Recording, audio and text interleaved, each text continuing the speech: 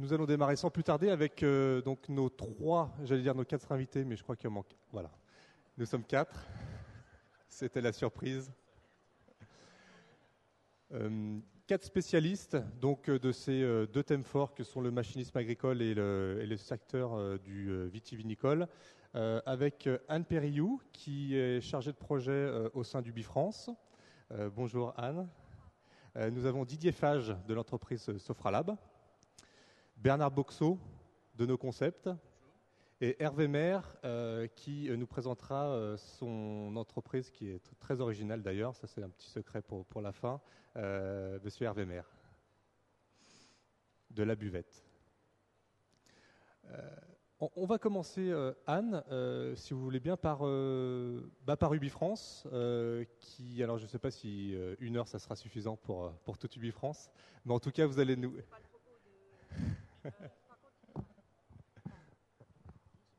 C'est bon ?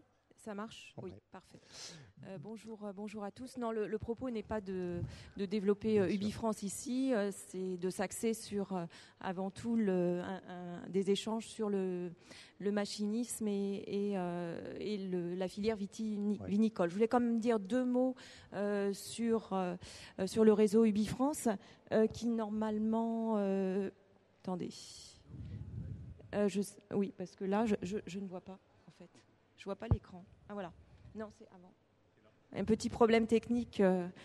En fait, en 2 mots, Ubifrance, tout notre réseau couvre 67 pays et nous avons 80 bureaux dans le monde entier qui permettent aux exportateurs français donc de recevoir une aide tant au niveau d'information sur les marchés étrangers que de l'accompagnement au niveau opérationnel notamment. Nous accompagnons effectivement un certain nombre d'entreprises, un grand nombre même d'entreprises à l'export. Et ça peut prendre de différents, mais ça je pense qu'on en reparlera après, ça peut prendre de différentes formes, salons, colloques, etc. Concrètement, il y a des gens qui sont positionnés à Ubifrance au siège, avec toute une filière qui est dédiée à l'agroalimentaire, puisque nous sommes dans ce secteur-là. Sinon, il y a également une représentante, une déléguée au niveau régional Champagne-Ardenne, qui est Madame Putachart Chawatana, qui, je pense, n'est pas loin d'ici, mais que vous pouvez aussi rencontrer. Et enfin, nous avons à peu près une petite cinquantaine on va dire, de têtes agrotech agro dans le monde entier. Donc, vous voyez, on couvre un petit peu, tout le monde. Ce que je voulais vous dire aussi, c'est que nous avons un certain nombre de bureaux de presse qui couvrent à peu près, il y a une petite vingtaine de bureaux de presse qui couvrent 38 pays. Nous avons au total sur toute la France 6 délégations interrégionales. Et puis également, hormis le réseau Ubifrance qui est vraiment plutôt dédié à tout ce qui est terrain, opération terrain, information terrain, il y a aussi ce qu'on appelle toujours les services économiques qui, eux, ont un petit peu changé d'orientation et qui ont plus vocation à des renseignements, à des informations d'ordre régalien, des grandes questions. Voilà. Mais bon, pour tout ce qui touche à l'export, si vous voulez des conseils, si vous voulez des informations diverses, c'est l'opérationnel et c'est tout le réseau que je viens de vous décrire précédemment. Il y a une planisphère qui peut... qui est juste après. Juste avant. C'est où ? Je vois pas. Attendez. La planisphère, si on peut la mettre sur l'écran peut-être. Voilà.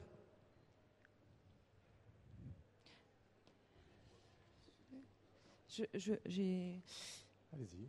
C'est bon. Je continue sur Ubifrance. Je ne vais pas monopoliser. Je ne vais pas monopoliser la parole. Sur le secteur qui vous concerne spécifiquement. Alors, sur le machinisme agricole. Prenez la souris, de l'autre côté. Comment ? Tournez-la. Ouais. Voilà. Cliquez juste. Comment ? Cliquez juste. Ouais. Une fois encore. Voilà.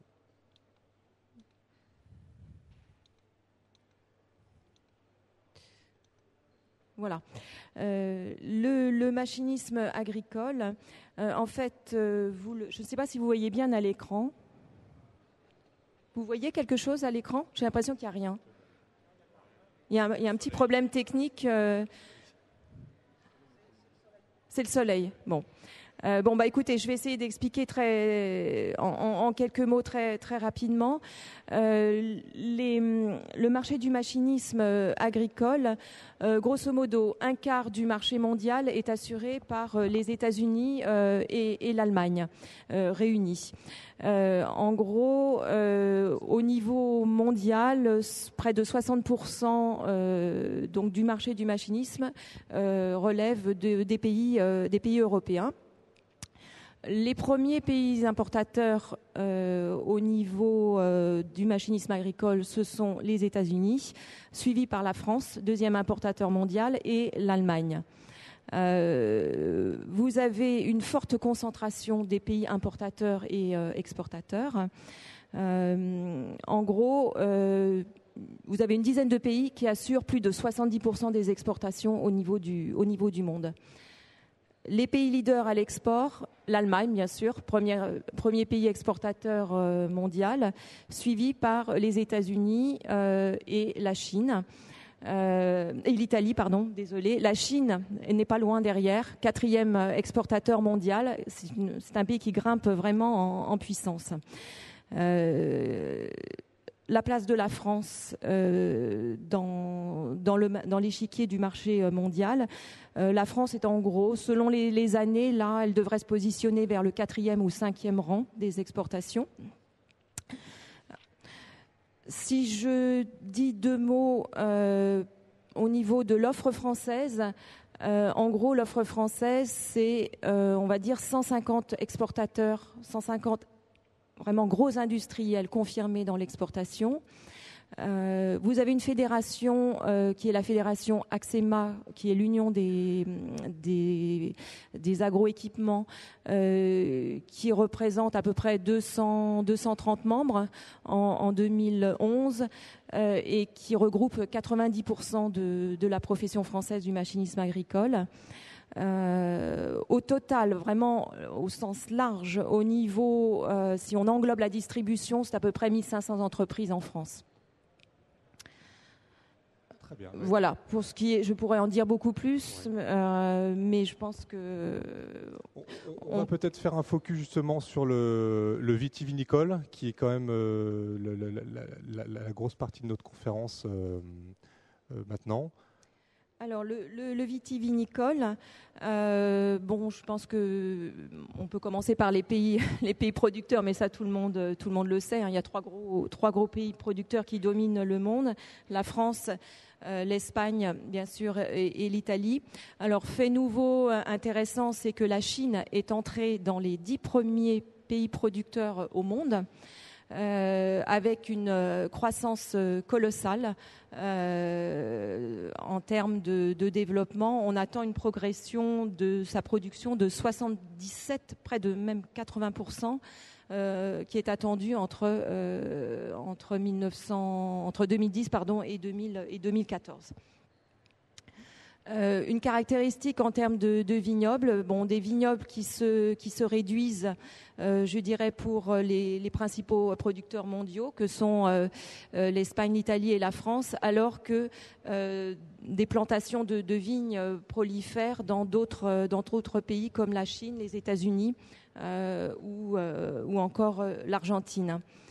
Une consommation maintenant mondiale qui est en hausse, mais en légère hausse de 0,4% en 2010. Et en fait, il semblerait, d'après les derniers chiffres que l'on ait, que les États-Unis seraient en passe de devenir le premier pays consommateur au monde pour l'année 2012.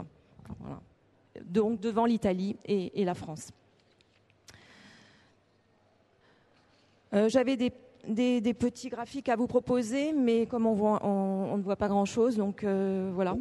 On va peut-être justement, vous parliez, Anne, d'accompagnement des entreprises. Oui. Alors il se trouve qu'on a une entreprise qui est à nos côtés, que vous avez accompagnée. Alors l'idée, ça serait peut-être d'expliquer un petit peu comment vous avez pu répondre à ces attentes, et puis on aura le témoin qui dira si oui ou non, justement, il a été entendu et écouté. Bien. Comme je le disais rapidement au début, nous faisons un grand nombre d'opérations à l'étranger, que ce soit sous forme de colloques, de pavillons France, à l'étranger, de rencontres acheteurs. Nous en faisons en gros entre 50, 60 par an, tout le réseau confondu, à Paris, mais également dans le monde entier. Et pour ce qui concerne plus particulièrement la partie vitivinicole, nous axons nos actions sur des pavillons, sur des rencontres acheteurs principalement. Et effectivement, en 2011, nous avons eu l'occasion, lors d'une convention d'affaires Intervitis en Inde, qui s'était d'ailleurs déroulée en partenariat avec l'organisateur Intervitis, nous avons l'occasion d'accompagner une petite dizaine d'entreprises, dont faisait partie Sofralab, et ça c'était pour la partie process, et il y avait également toute la filière amont qui était présente au travers d'Axema. Alors c'était une mission en fait qui s'est matérialisée par un colloque dans un hôtel au cours duquel chaque entreprise participante a pu présenter les activités de son entreprise.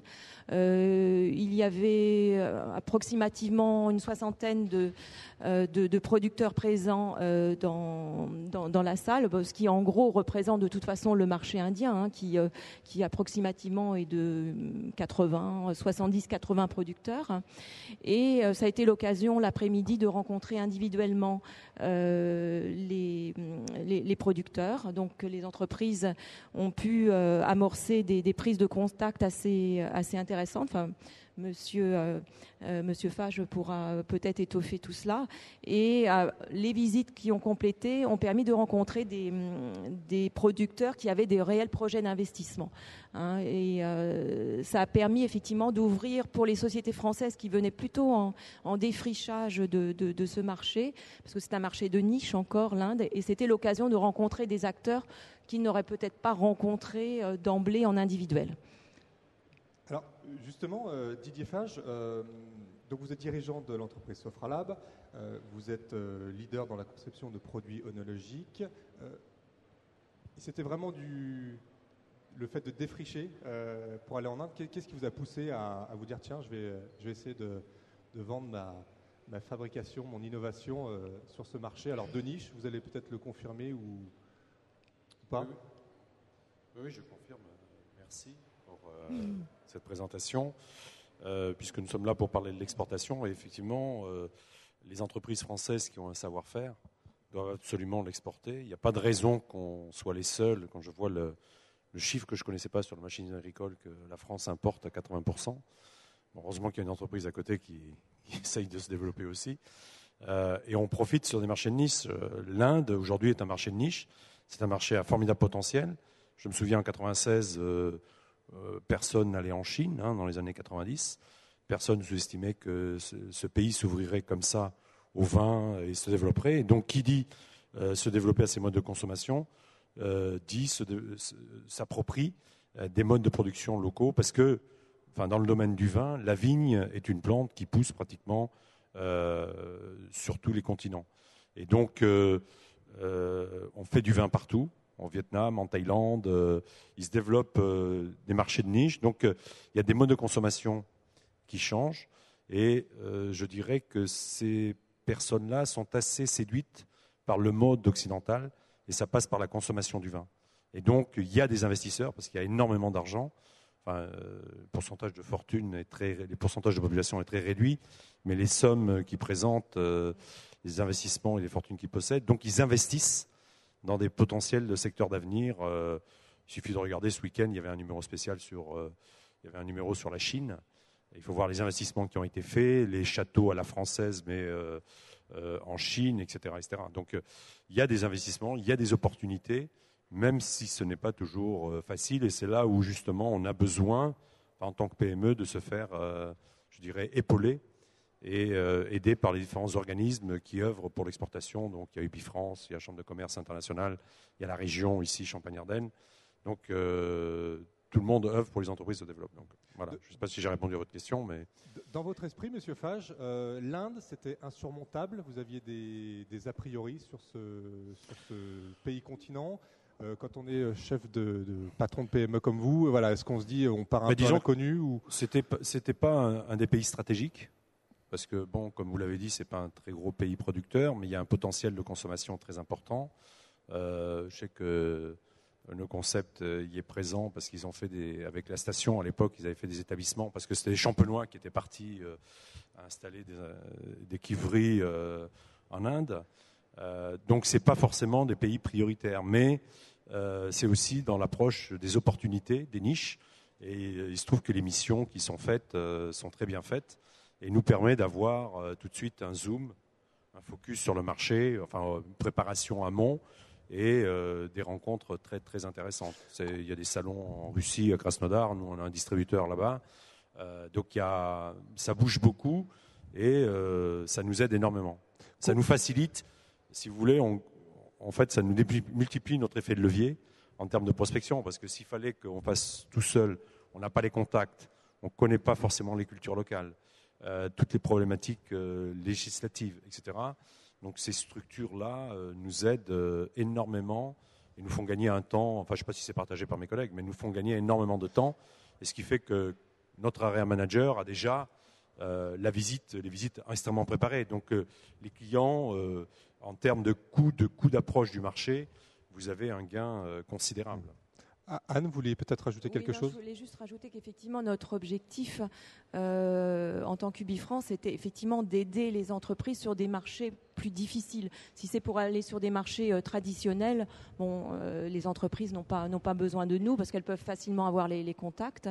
Par contre, effectivement, aller en Chine, c'est un marché très difficile. Aller en Inde, il y a des tas tout un ensemble de marchés à déchiffrer, à défricher, pardon, et qui nécessitent, je dirais, une présence locale de gens qui connaissent le terrain, puisque notre réseau est composé de gens qui connaissent bien les acteurs. Et pour reparler de l'Inde, c'est vrai que l'Inde était une opportunité intéressante également vis-à-vis de la concurrence.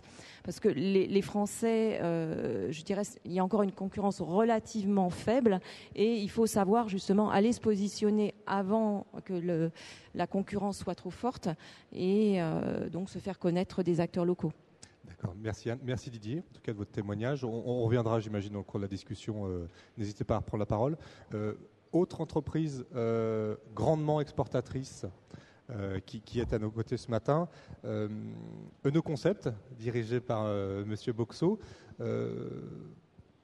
Alors, vous me disiez que vous étiez intégrateur de process vinicole. Est-ce que vous pouvez nous, cette fois-ci, déchiffrer ce concept ? Intégrateur de process vinicole, oui, c'est ainsi que l'on se définit. Une société qui s'est spécialisée dans une niche de la niche. La niche, c'est quoi ? C'est le vin effervescent, et à l'intérieur du vin effervescent, c'est un process assez particulier. De ce process, dans ce process, il y a l'étape de remuage, et c'est dans cette niche en particulier que nous nous sommes développés avec l'invention, il y a une trentaine d'années, du gyropalette. Et c'est sur ce produit que nous avons axé tout notre développement. Intégrateur de process vinicole, ça signifie être auprès des clients pour les accompagner dans leur mise en place d'une ligne de production et en particulier dans cette fameuse niche. En 2 mots, profitant de ce qui est à l'écran, même si vous le voyez peu, nos concepts, c'est une 50aine de personnes pour 10 millions d'euros de chiffre d'affaires avec un siège social à Épernay et une usine TSR à Mourmelon-le-Petit. Parlez un peu plus. Voilà, merci.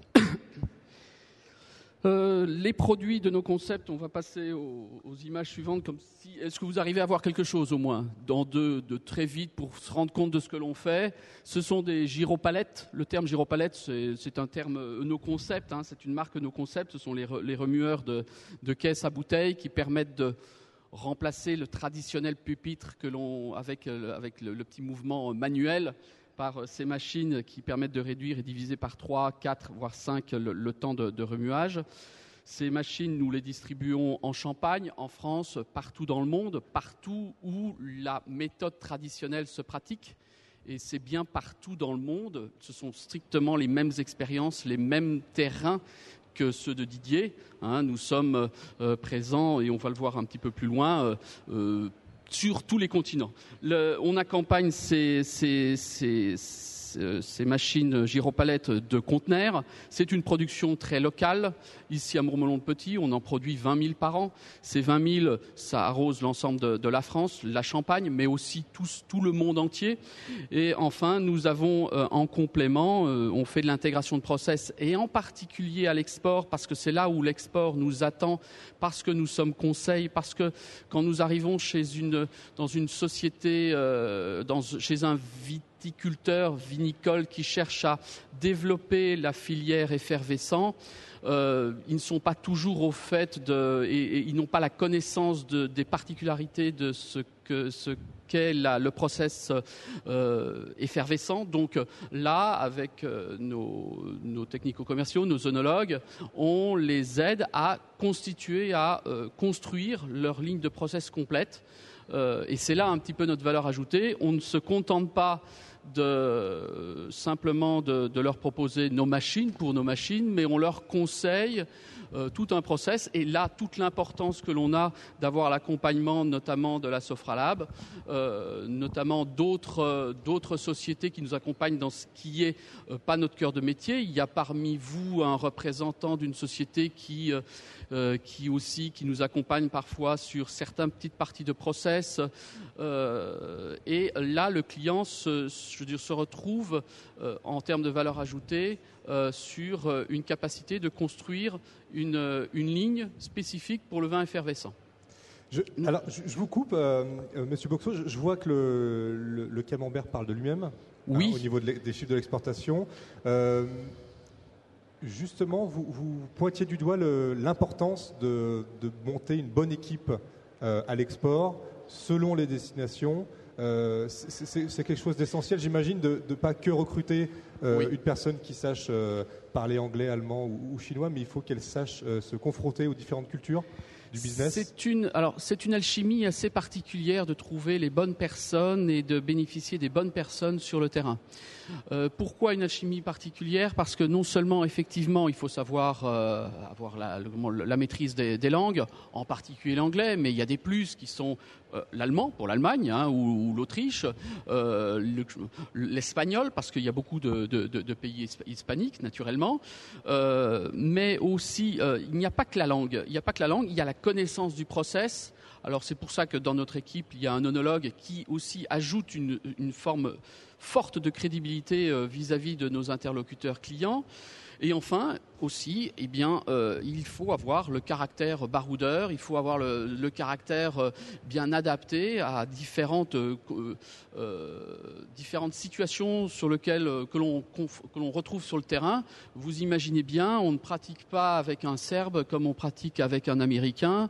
On ne discute pas avec un Chinois comme on va échanger avec un Argentin. Par exemple, alors est-ce que vous auriez une petite expérience sur ce sujet, ce grand écart culturel au niveau du business? Eh bien, de grands écarts culturels, je vais citer les pays de l'Est en particulier, les pays de l'Est qui ont encore quelques réminiscences d'un temps passé où il y a une certaine forme de contractualisation très formaliste, très particulière, avec le coup de tampon qu'il faut passer sur toutes les pages, mais à côté de cela, des demandes qui sont parfois un petit peu particulières, sur lesquelles il faut savoir être fin pour rester dans les règles de notre côté. En contrepartie, nous avons en Amérique du Sud, on doit passer par des administrations, en particulier pour le Venezuela, où ça passe par des administrations très particulières sur lesquelles il faut faire confiance pour réussir à se faire régler. Le principe de base que l'on essaye à tout prix quand nous sommes à l'export, c'est de trouver les moyens à tout prix de sécuriser nos exportations, donc les règlements de nos exportations. Avec une grande partie des pays, on réussit à les sécuriser en se faisant tout simplement régler au départ et à l'expédition de nos produits. D'autres pays, c'est naturellement un peu plus compliqué. On ne pratique pas de la même manière avec les pays limitrophes à la France, on va dire l'Europe limitrophe à la France, qu'on pratique avec des pays un petit peu plus éloignés. Donc on a ce genre de particularité. Il y a des anecdotes qui peuvent être amusantes. Il y a des ouvertures de pays. Pour vous amuser un petit peu aujourd'hui, il y a 2 jours, nous avons ouvert une nouvelle région. Quand je dis ouvert, c'est une manière jolie de dire les choses, de dire voilà, nous avons fait notre première exportation en Abkhazie. Donc, il y en a sans doute beaucoup d'entre vous qui savent où ça se trouve. C'est une région un petit peu en guerre, celle qui se dispute entre la Géorgie et la Russie. Donc là, comment on arrive à ce genre d'expérience ? Eh bien, c'est à la base, c'est les contacts que l'on peut avoir à travers du Bifrance, et je vais revenir sur cette expérience et ce futur qui va venir, que l'on est en train de construire, un projet qu'on est en train de construire. Ce sont ces premiers contacts, et après, c'est comme une pelote de laine, un fil d'Ariane que l'on déroule. On a les premiers contacts, on réussit à avoir le premier client référence, et ce premier client référence et ces premiers contacts qui sont potentiellement des agents aussi. Quelquefois, c'est le client qui devient agent, ça arrive, et bien qui nous déroule quelque part derrière toute une démarche qui nous permet d'aller en voir d'autres et d'aller en rencontrer d'autres. Là aussi, c'est de la qualité de nos interlocuteurs, de la qualité de nos commerciaux sur le terrain, de savoir justement dérouler et de réussir à trouver tous les contacts. Il n'y a pas de secret de toute manière, je reviens sur ce point-là, de la qualité de nos commerciaux et de la qualité de services que l'on a en aval, tous les services, et de la qualité de ce que l'on envoie. Parce que, imaginez, on envoie des machines. Ce sont des machines tournantes, ce sont des machines avec de l'automatisme que l'on envoie en Chine ou qu'on envoie aux États-Unis. Si nous avions le moindre pépin, il faudrait que nous envoyions tout de suite une équipe. Donc déjà, à la base, il faut penser fondamentalement à la sécurisation des produits que l'on envoie sur le terrain. Et puis après, penser aussi au côté mise en œuvre. Là, on s'attache sur certains pays à prendre des contacts avec des équipes locales d'installation. Ça, c'est tout un travail de fond qui ne se fait pas du jour au lendemain. On s'attache aussi à trouver les moyens de communication qui permettent à ce que l'on ait, quand on a un incident, de le gérer. Une expérience, par exemple, il y a 3 ans de cela, nous avons installé une installation de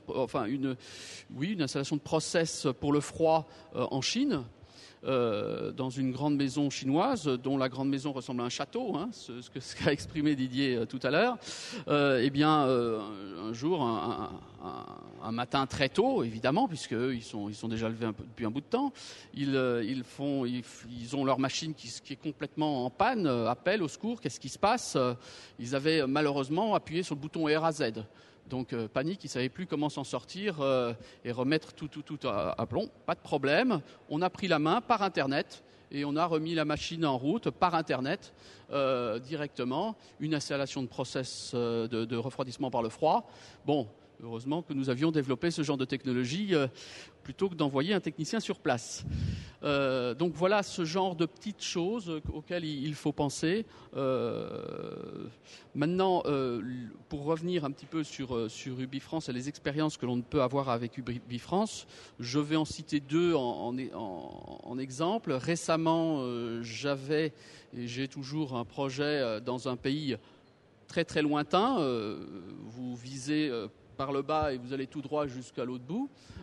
Et là, difficulté, une grosse installation, une grosse production à mettre en œuvre, mais par bateau, ça fait cher. Donc on essaye de trouver des solutions.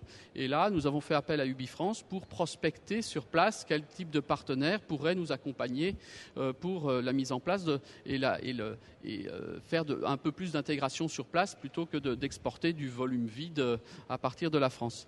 Une autre expérience qui est à venir, c'est une expérience avec la Turquie où un de mes technico-commerciaux va accompagner donc UbiFrance et justement Anne Périou. Enfin, c'est UbiFrance qui va accompagner. Bon, il va y avoir un accompagnement réciproque. Anne Périou va accompagner un de mes collaborateurs justement pour présenter la filière vin effervescent en Turquie. Et donc voir un petit peu ce que cela peut donner. Et à partir de là, nous, on va dérouler ce qui est à faire. Le principe que l'on souhaite à mettre en œuvre, c'est développer le savoir-faire de l'effervescent à l'étranger, parce que développer le savoir-faire de l'effervescent à l'étranger, c'est donner goût et envie à l'étranger à boire de l'effervescent. Et quand on aime boire de l'effervescent, on aime boire du bon effervescent. Et ça revient naturellement chez nous pour nos amis champenois, producteurs de vin. Merci, Monsieur Boxo. On parlait de grand écart tout à l'heure. Alors justement, on va malgré tout rester du côté de la Russie, mais grand écart, puisqu'on va parler d'abreuvoirs fabriqués à Charleville-Mézières. Hervé Maire, vous allez nous expliquer un petit peu ce concept aussi, cette innovation qui vous a permis d'intégrer le marché russe. Bien, donc je suis Hervé Maire, directeur export de la société La Buvette. La Buvette conçoit, fabrique et commercialise des systèmes d'abreuvement automatique pour toutes les espèces animales, donc les bovins, bovins lait, bovins viande, les ovins, les caprins, les chevaux, les porcins. C'est une PME qui est située à Tourne, à côté de Charleville-Mézières, donc en région Champagne-Ardenne, qui emploie une soixantaine de personnes, qui réalise un chiffre d'affaires de 16 millions d'euros, dont un tiers à l'export. Pour l'export, 80% de notre activité se déroule en Europe.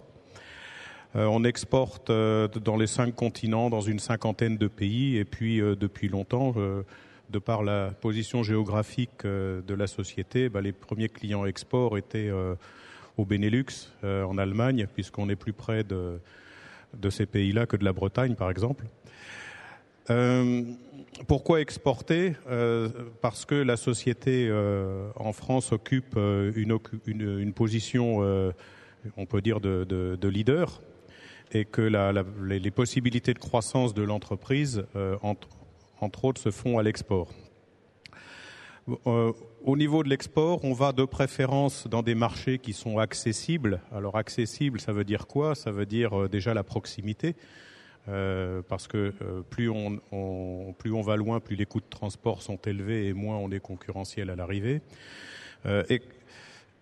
Accessible, c'est aussi, comme vous l'avez souligné, la question de la langue, de pouvoir communiquer avec nos interlocuteurs. Donc on a tendance à croire qu'il suffit de parler l'anglais pour pouvoir exporter dans le monde entier. Or, il y a certaines régions où c'est beaucoup plus compliqué que ça, parce que nos interlocuteurs parlent leur langue d'origine et ont du mal à se mettre à d'autres langues. Accessible au niveau des réglementations, etc. Donc, ce qui fait que la société s'est particulièrement développée ces dernières années dans les pays de l'Est, et puis en Chine, où pour pouvoir réussir à se développer sur le chinois, on a décidé de créer une filiale pour pouvoir produire quelques équipements spécifiques pour le marché chinois. Donc il ne s'agit pas là de délocaliser, mais c'est la condition sine qua non pour réussir en Chine, c'est-à-dire avoir une production locale pour pouvoir être plus compétitif à différents niveaux et être considéré comme une entreprise qui fabrique en Chine. Donc c'est la bonne combinaison entre le savoir-faire français et le Made in China. Donc ce qui est la garantie du succès dans cette région du monde. Je vais passer à la diapo suivante. Donc, concernant la Russie, donc c'est un pays qui est très vaste, puisqu'il fait 10 millions de kilomètres carrés, 140 millions d'habitants, c'est-à-dire autant que l'Allemagne et la France réunies sur un si grand territoire, ou autant que le Japon. Pour l'instant, notre pénétration en Russie se limite à l'ouest de la Volga. Donc j'ai mis sur cette carte-là nos implantations en termes de distributeurs, nos partenaires distributeurs qui sont dans la région de Saint-Pétersbourg, Moscou, Smolensk, Ijevsk, Krasnodar. Et puis nous avons aussi en Russie des contacts directs avec d'anciens kolkhozes qui sont devenus des grosses exploitations. Alors quand on dit grosses exploitations, c'est à peu près 10 fois la taille des exploitations qu'on peut trouver en France. Donc c'est des modules de 600, 1200, 2400 vaches et des porcheries qui atteignent 5000 truies avec des ateliers d'engraissement. Ouais. Alors Hervé Maire, je vous coupe justement. Est-ce que la taille du marché russe, vous y étiez préparé au niveau de la fabrication? Parce que j'imagine que si au niveau des têtes de bétail, c'est multiplié par 10 par rapport en France ou à d'autres pays, je ne sais pas.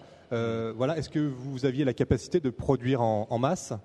Ou vous avez dû adapter vos outils de fabrication? Non, pas du tout. Il a fallu concevoir déjà les produits qui étaient adaptés aussi bien à la taille des troupeaux, donc des abreuvoirs de grande capacité avec des systèmes à grand débit, et puis aussi pour des raisons climatiques, puisque jusque-là on exportait en Scandinavie, mais quand on a des élevages qui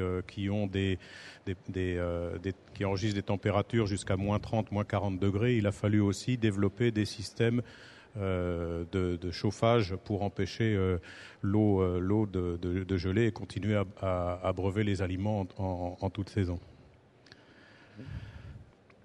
Donc, la façon de travailler à l'étranger et en particulier avec la Russie. Donc ici, j'ai noté déjà pour se faire connaître, on participe à des expositions ou à d'autres missions en partenariat donc avec UbiFrance ou des organismes avec lesquels UbiFrance peut avoir des accords de partenariat. Vous aviez cité Axema par exemple, qui est le syndicat des constructeurs. Il y a aussi l'ADEPTA et puis la région. Donc on essaye de ne pas aller tout seul dans une région, d'être accompagné. Et aussi, ce qui est important dans ces pays-là, c'est les synergies qu'on peut avoir entre entreprises françaises. C'est-à-dire, nos concurrents, principalement les Allemands, les Autrichiens, les Danois, travaillent en groupe, les Hollandais. Donc, ils s'organisent, ils se structurent pour pouvoir faire une offre complète, ce que recherchent nos interlocuteurs. La plupart du temps, nos interlocuteurs veulent avoir un bâtiment avec des animaux, avec des équipements, avec des conseils, des services. Et si on arrive tout seul pour faire une offre, c'est pas suffisant. Dans votre secteur, est-ce que en France ça marche bien, ou justement on a l'impression quand même que les Français, les entreprises françaises ont du mal à partir ensemble? Je dirais qu'on a d'énormes progrès à faire dans ce domaine-là. Merci de votre réponse franche. Donc on participe à certaines expos, on peut citer Dairy Industry, on peut citer Agrofarm, on peut citer Golden Autumn, on peut citer Yugagro, Krasnodar, Interagro, où nous étions avec UbiFrance la semaine dernière, qui est un énorme succès, puisque sous le pavillon France, il y avait une 60aine d'entreprises françaises. Je crois que c'est au niveau international la plus grande représentation française dans un pays comme l'Ukraine, qui est en plein développement et tout secteur confondu. Donc, aller faire connaître nos produits, et je dirais c'est comme ça qu'on a pu se rendre compte que nos produits étaient déjà distribués dans le passé, c'est-à-dire que ça fait 5 ans que nous travaillons de façon plus active sur la Russie, mais on s'est rendu compte que nos revendeurs allemands, scandinaves avaient déjà commencé à exporter vers la Russie il y a 10 ans. Donc, d'une certaine manière, ils nous ont ouvert la porte, ils nous ont fait connaître à l'étranger. Et quand on a commencé à présenter nos produits, ils ont dit, tiens, la buvette, c'est vous qui fabriquez ça. Et les grands groupes sont venus nous demander s'il y avait une possibilité de devenir importateur en direct de nos produits. Bon, ce qu'on a accepté bien volontiers. Autre chose aussi, c'est qu'on reçoit à l'occasion des salons en France, comme SPAS, Sommet de l'élevage, et la semaine prochaine, on va avoir le Salon international de l'agriculture, il y a aussi le CIMA. On reçoit les délégations étrangères, cette fois, pour pouvoir leur présenter nos produits et plus, c'est-à-dire éventuellement faire visiter des installations, des références et montrer la force de la société sur son terrain. Sachant qu'à l'étranger, on a affaire à une très vive concurrence. On utilise aussi la presse locale pour communiquer dans les magazines. Et puis, comme vous le voyez ici, on innove beaucoup, puisque sans arrêt, il faut proposer des solutions qui soient adaptées aux différents pays où on veut se développer. Voilà, là, c'est quelques références d'installations qu'on a pu réaliser dans les régions de Lipetsk, Kalouga, etc. Merci, Monsieur le maire. Je vais retourner vers vous, Monsieur Fage. Justement, parler d'accompagnement. Alors, vous avez l'étiquette de chef d'entreprise, mais aussi vous êtes membre de la Chambre de commerce de Reims. Justement, quelle est la motivation d'un chef d'entreprise à intégrer une telle institution? Et justement, est-ce que le fait de partir, de chasser en meute, vous en faites la promotion au sein de la CCI? Alors, déjà, je dirais, en tant que chef d'entreprise, il faut que... Ce que je voudrais dire, c'est que ça paraît une évidence, mais qu'il faut que l'exportation fasse partie intégrante de la stratégie d'entreprise. Aller à l'export, ça ne se décrète pas, parce qu'un jour, on reçoit une visite de la Chambre de commerce, de la région, UbiFrance, parce qu'il y a une subvention, et choses comme ça. Et souvent on voit des PME, des TPE qui sont séduites par tiens, je vais aller en Chine, je vais aller faire un tour, etc. Et derrière ça, il n'y a pas une véritable construction, une véritable stratégie. Et ce qui fait que c'est un one-shot et c'est souvent un échec. C'est-à-dire les gens y vont, reviennent et puis ne perdent pas. Donc déjà, c'est avoir une stratégie forte. Bon, en ce qui nous concerne, nous, c'est vrai qu'historiquement, comme l'a dit Bernard, la méthode traditionnelle se développe. C'est un secteur qui se développe bien. Et historiquement, ce sont des entreprises qui ont toujours exporté et qui ont réellement la chance d'avoir un réel savoir-faire. Et il est dommage que sur le tissu local, je dirais, tout ce savoir-faire parte et de plus en plus aux mains des étrangers. Il y a de moins en moins d'entreprises franco-françaises. Moi, j'appartiens à une entreprise, l'actionnaire est italien. Donc, il y a de moins d'entreprises. No Concept est encore une entreprise franco-française. Il faut la féliciter. Et donc, ça, c'est assez important parce que tout ce savoir-faire que nous avons, on ne l'exploite pas. Et d'autres savent mieux l'exploiter que nous. Donc, tout ce qui a été dit sur l'exportation, je rejoins. Alors, en tant que mandat, parce que j'ai différents mandats, là, c'est une volonté, je dirais, syndicale, entre guillemets, du chef d'entreprise de s'impliquer pour le développement de sa région et de participer, aussi modestement que soit-il, aux différentes institutions. Parce que c'est du temps qu'on prend, c'est du temps gracieux, et qu'on essaye d'apporter son expérience, son idée, ses savoir-faire. Et on se rend compte que, déjà, c'est important pour moi-même parce que ça crée un réseau. On voit très bien qu'il y a des personnes qui sont de milieux très différents, qui ne sont pas que dans le vin. Et finalement, les problématiques sont les mêmes. Au-delà du produit qui change, mais on a tous plus ou moins les mêmes problématiques. Le management, le recrutement, les ressources humaines est un facteur clé important sur cette région. Et comment développer notre savoir-faire. Alors, en ce qui concerne chasser en meute, comme vous dites, c'est assez difficile. C'est assez difficile parce que on a du mal à travailler ensemble, il faut le reconnaître. On est très individualiste et on a toujours peur que si on s'associe avec quelqu'un, c'est pour mieux nous se faire manger, donc entre guillemets. Donc il y a une certaine méfiance et c'est vrai que les Allemands ont une plus grande culture. Et c'est ce qu'on essaye de faire. Je vois Jean Landais à la Chambre de commerce. C'est ce qu'on essaye de faire à la Chambre de commerce, c'est essayer de fédérer. C'est ce qu'on essaye de faire en participant à l'émission UbiFrance. C'est ce qu'on essaye de faire quand on va à Intervitis, qui est un grand salon vitivinicole en Allemagne, sous des pavillons français. Je crois que c'est ça l'idée, c'est de se rencontrer. Mais de là à financer un commercial pour faire les mêmes zones, partager les problématiques, c'est oui, mais alors qui le contrôle, qui définit son temps, qui paye ses frais, etc. Et c'est souvent on n'a pas une vision moyen terme. Donc c'est ce qu'on essaye de faire et de faire changer cette mentalité. C'est vrai que c'est pas facile parce que les Allemands, il y a un tissu de PME très important et les grands groupes énormément cette grappe de PME. Et donc, quand un grand groupe est installé, ils sont tellement puissants qu'ils font venir autour d'eux des tas d'entreprises. Et paradoxalement, on a toute une batterie d'aides en France, ça on le verra dans une prochaine conférence, mais il existe pléthore d'aides pour une PME. Oui. Paradoxalement, on a du mal encore à aller voir ailleurs. Il existe beaucoup d'aides. Ce que je voulais dire, c'est que il ne faut pas tomber dans la subvention aiguë. Il faut avoir un projet d'entreprise. Il faut quelqu'un qui le manage.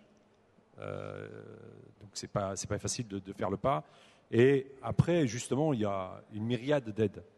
Et justement, ce qu'on essaye de faire, c'est justement coordonner, essayer entre guillemets d'avoir de moins en moins de guichets qui font qu'à un moment donné, les services se coordonnent. Parce que les services du Bifrance, il y a la région, il peut y avoir les chambres de commerce, etc. Donc, conseil général qui de temps en temps dans certains départements s'y met aussi. Donc des fois c'est vrai que quand on est chef d'entreprise d'une la COFAS aussi. La COFAS. Alors c'est vrai que nous on l'utilise pas, mais bon c'est vrai qu'il y a la COFAS aussi. Donc c'est vrai que pour un chef d'entreprise qui reçoit, à un moment donné, il peut être perdu. C'est pour ça qu'aujourd'hui je pense qu'il y a une nécessité, il y a une volonté de rationalisation, d'avoir des guichets uniques et d'accompagner le chef d'entreprise dans son projet. Et c'est pour ça que de plus en plus, si vous prenez les missions à la région qui sont assez bien faites, c'est véritablement coacher, aider le chef d'entreprise depuis le projet initial, l'accompagner aussi loin que possible. Et effectivement, vous avez raison, c'est-à-dire que l'entreprise qui est ambitieuse peut bénéficier d'un développement export les premières années à coût très faible, très très faible. Et ça, je pense qu'il faut le dire, il faut le redire. Il y a des opportunités énormes, mais, encore une fois, faut-il avoir un projet, une stratégie par rapport à l'exportation? C'est quoi ma cible? Est-ce que c'est les États-Unis? Est-ce que c'est la Chine? Etc. Et la Chine, c'est très très compliqué parce que c'était l'Eldorado. Il y en a qui en sont revenus. C'est très compliqué. Très compliqué. Nous arrivons au terme de cette conférence. Alors, s'il y a quelques questions dans l'Assemblée, n'hésitez pas. C'est le moment. Vous avez une question? Non? C'est bon. Sinon, je pense que les intervenants pourront se tenir à disposition des gens qui voudront les voir en huis clos. Merci à vous d'avoir participé à cette conférence. Merci de nous avoir invités.